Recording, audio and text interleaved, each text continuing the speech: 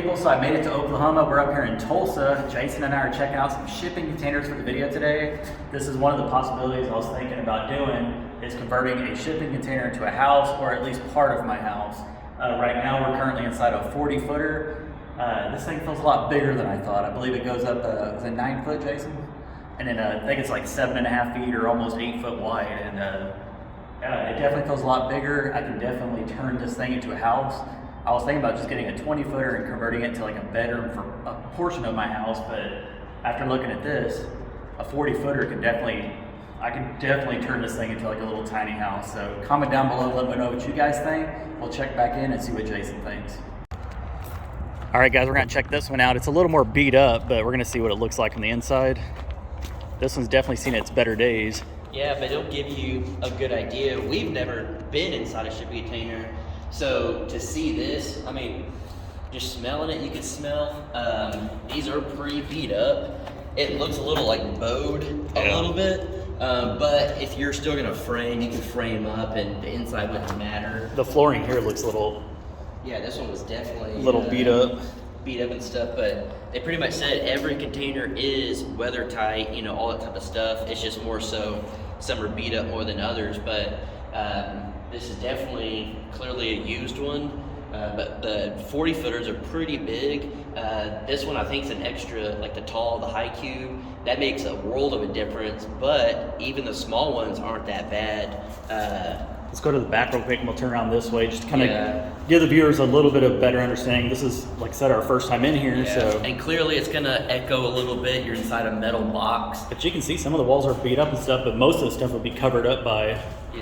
like your wood and stuff. Then we were talking to the owner, and something he said that made sense was people will frame up and then on the top put their plumbing and stuff, and I never thought about that. I don't know how hard it would be to cut through the bottom. I'm sure it's extra thick, so that's something you got to take into consideration. But you can see how long it is here. I'm at the basically the very back of it, and you could easily turn this thing into a little tiny house. I guess I'm going to head back out that way. Very, very so. I mean, like it's nothing. But if you get a used one, you get a better price. It's just you're gonna get something that's beat up. But I think there's some 20-footers, some new and used ones, so we'll check those out. It's like a maze going through here. Yeah. I think we checked out this one right here, didn't we? Yeah, these are still longer 40s, but... A 40? We're gonna go check out a 20 here in a second. It's a high cube. You guys can tell, I mean, you got a lot of room. I'm not very tall, but I don't even think I can touch the ceiling. I can barely touch the ceiling, so it'd be like a normal house, but it's probably dark in here. No, you can see pretty decent. This one's actually pretty good condition. It's not perfect by any means, but this one's way better condition than the other. I think he said it was 14 gauge metal, and then some of the newer ones will have better floors, but you're gonna end up putting a new floor in there anyways if you build. But this definitely gives you potential, a lot of potential, plenty of space. I mean, this is way bigger than I expected, but you also gotta think, you put walls in there, it's gonna bring it in a couple inches, but it's really not bad.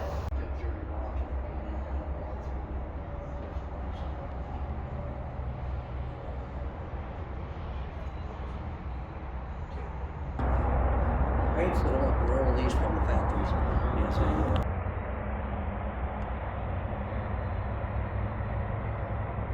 All right, guys, so we're back here at Danielle's place. She's actually working tonight, but we're going to talk a little bit more about what we learned about converting a shipping container into a house. We actually talked to the owner of that business for a good amount of time, and he gave us a lot of good information that I don't think a lot of people think about. There's a lot of stuff I didn't think about, and I've done research for a long time, not so much just shipping container, but tiny house and stuff, and my mind, I'm not going to say it was blown, but it definitely changed the way I thought about shipping containers. Yeah, and I know whenever I first said I wanted to convert a shipping container to a house, there was a few people saying stuff about condensation and all that, and you want to tell them what the owner of the business told us, because they They also convert these into little houses, and they Yeah. also make the little offices for construction sites, stuff like that. Yeah. But more so just offices, what they mainly do. But so the main thing with the shipping containers is the condensation is insane. He said that I was shocked when he said that. it could be like really hot outside, but inside the shipping container it's cold. And he said if you're just constantly in and out, so basically if you were turning into a house without insulation at the moment, that you'll open it up and water will just be pouring down like rain. He said it's a lot more than you would ever think. So the remedy to that is spray foam, closed cell spray foam, which is pricey. Good spray foam too. Yeah, you gotta like get the good stuff and do closed cell. I think that's what he said was closed cell. And he said you could get away with about 1.5 inches, but 3 inches would do really well. He said if you don't do that, you're gonna get condensation bad, which we already kind of knew, but the way he was saying it's like more than you would ever think, that it's a lot. And he wasn't saying any of this to like not sell us. He's just being honest. Well, he had asked us what we wanted it for, and at first it said just for storage, but we wanted to potentially turn it into a house. And we also asked him about, what do you think if we bury this into the ground for a storm shelter? And he basically said, he's like, it'll work for a while, and then he said it'll just start leaking. He said they're meant to be, water, close tight or whatever, good for the weather. And when they ship them overseas, sometimes they fall into the water and they'll float because they're airtight. But over time, water will start to get in and it'll sink, So it's the same thing. He said around here there was a flood and they would literally pick up in the water and start floating off. But they will eventually start to leak. So if you bury it underground, it's going to leak. So the reason why I'd asked that was a lot of people have said we've talked about possibly doing. Well, we want to do a storm shelter for sure out at the property, and we were trying to think of alternative ways to do it. And Gary from Simple Life called me yesterday, and we talked about it too. And we were both thinking like maybe if you dig a big hole, we're just thinking like every other person for the most part, dig a big hole, put down a cement slab, drop it down in there, bolt it to the ground, cover it with dirt, and then possibly dig some or make a top for it or something. Yeah. But it'll leak. Yeah, that guy was like, nah, it's gonna leak. Well, and then the one that was out where my off-grid property is, there was one there, and they just put it on the ground, put dirt over it. And I remember being out there. I went in there because there was tornadoes and stuff close, and it was all wet. What size is that one? That was probably a 20-footer maybe. But, yeah. Water was just, like, dripping through. So, they are waterproof, but not forever. So, that's a big thing. Yeah, and, I'm glad we were able to talk to this guy. He was very truthful with us. He took us inside some of them that they've built out. Yeah. Just to give you an idea, it was a 20-footer. You could tell it was for an office. It was not very good material. He even said too, it's just like the cheaper materials on the wall. It's more of like, I think they call it like FRP or something, but $20,000 is what it was to. Yeah, but it looked more like if it was gonna be like a food trailer or something like that. That's what it would look like on the inside. It didn't look like a house. It was an office, which makes sense. They drop them off, like the oil fields, stuff like that, workplaces. That's why they do it like that, so you can kind of clean it easier. But as far as the house goes, you probably have to drop a lot more money than that, and that's $20,000. So for the most basic, with nothing in it, no kitchen, no bathroom. What was your thoughts on that building? Like when you walked in, did it feel cramped? Did it feel like you had... Well, it's not going to feel like a mansion, clearly, but for a 20-foot shipping container, it actually felt pretty big. Bigger than I thought it would. It felt... And again, there was no furniture, there was no kitchen, it was just the shell of it, I guess. But it felt bigger than an RV, but realistically, it's the same size as an RV. It just didn't have anything in it. So the empty shells that had nothing in it, it really, like when we first walked in, it was way bigger than I expected. Yeah. I knew I was too. I was quite shocked. I knew they're only 8 feet wide, but for some reason, it just felt a lot bigger.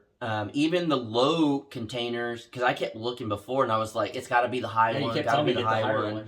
And then I went and looked and I was like, it's really not that bad. Now the high top ones, you get a lot more, well, not even a lot more, you get less than a foot, but it seems a lot taller. But a normal one wouldn't be that bad. It's just more so there's a lot of pros and cons. So price wise, I didn't have a clue on how much these things cost. The gentleman there was very honest with us and said that everything is skyrocketing right now. It's everything. Almost double the price, I think is what he Yeah. said on these shipping containers. And I think the 20-footer, that was a 8-foot ceiling in it or whatever, it was roughly $5,000, $6,000, and that's delivered within 20 miles. Within 20 miles of that place, and it was in fair condition. Yeah, it wasn't one of the perfect conditions. It wasn't perfect, and it wasn't beat to hell. But another thing too that people need to consider is your plumbing. You know, most time you just come up through the floor, stuff like that. He said it's 1.5 inches thick. You got the ridges on the bottom that are, supporting it. And then you got, like, in the corners and going down, like, big steel beams that you have to make sure to come. It's kind of like a shed. You got to go in between the studs, stuff like that.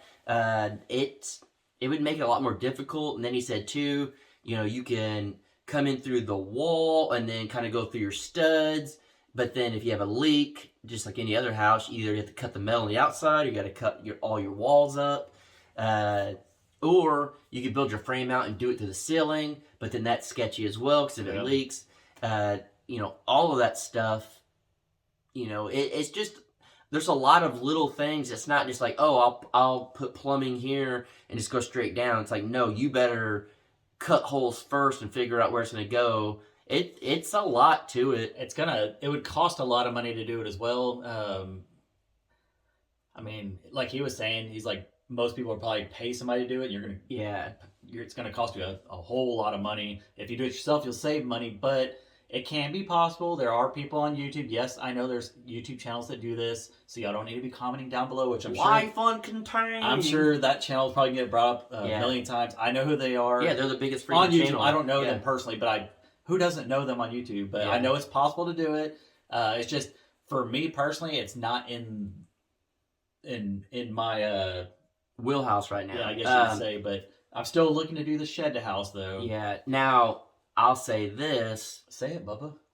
Well, we had thought about doing something with shipping container, and Danielle and I were doing like a lot of research and watching videos and stuff, and I wouldn't personally do it right now. Now, if later it's something that we can truly, really take our time and dump a lot of money into it and really, really, really do it right, and get like he was saying too, you can cut it with a grinding wheel and stuff like that. It's gonna be a lot harder. He was saying some of it is real sketchy.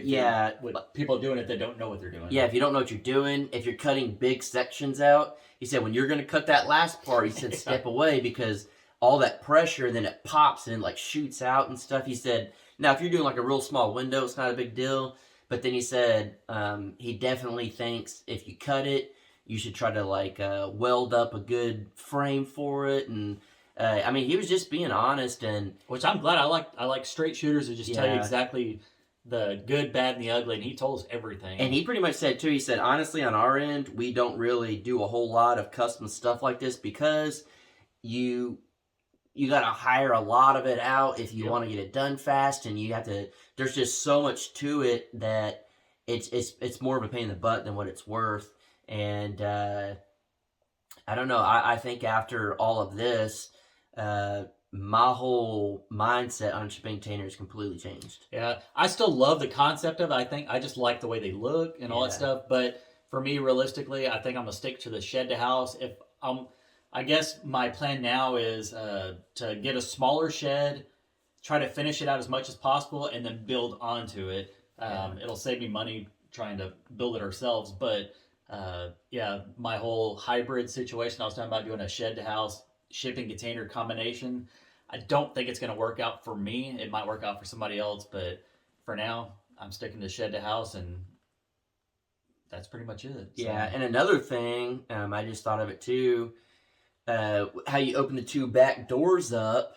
He said some people, instead of like cutting a bunch of holes in the building, this is good and bad, I guess, but Your neighbors did this.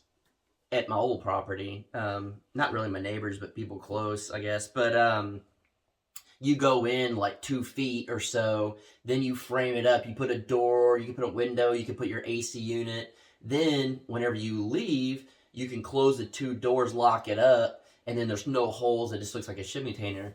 I think that's a really good pro. If you really don't want windows, stuff like that, it's not going to leak or anything. The only bad thing is, I personally don't know how you would leave the doors open, build it out like that, but then when it rains, you'd have to build a porch or something way over it. because I don't know how water would come in and then not seep underneath. I don't know how you would do flashing for all that. You probably have to cut the bottom, make flashing go down. I mean, I don't know, but there's definitely ways you could do it. I just think at the end of the day, as of right now, it's probably not a smart move for either of us to do it. It's very possible. It's very popular right now. But in our wheelhouse, trying to get in something sooner than later, I don't think it's the right decision. Yeah, I think I would regret if I went ahead and just bit the bullet, got one out there, and then tried working on it and then just get stuck and have to start all over. But and I even told Jared too before we ever went for this. He's like, "You should be." I was like, "Dude, that'd be easy. Get a grinder, cut it out, do this." Like, oh, I've seen videos, and I truly thought that. And then I went and looked, and then even if I would have looked on my own and not talked to the guy, I probably still maybe would have felt that way. And then talking to him, like, I mean, I picked his brain. I asked him every question I could think of, and he was very freaking nice. He was more honest and nice than I thought he would, because I thought he wasn't a salesman. They want to make their sales, but he was very straight up. And I just hope that anybody watching this video will learn from it. And this could have been a costly mistake. Go to the local dealer that you have, or anywhere that you can go to, and walk inside it, get a good understanding of it, ask a million questions like we did, and hopefully they're honest. Yeah, once again, it is possible to do it, but right now, I think I'm gonna pass on the shipping container, and I think I dodged a bullet. Yeah, and especially trying to do it more on a budget, it's not. I would not recommend it. That's just from us.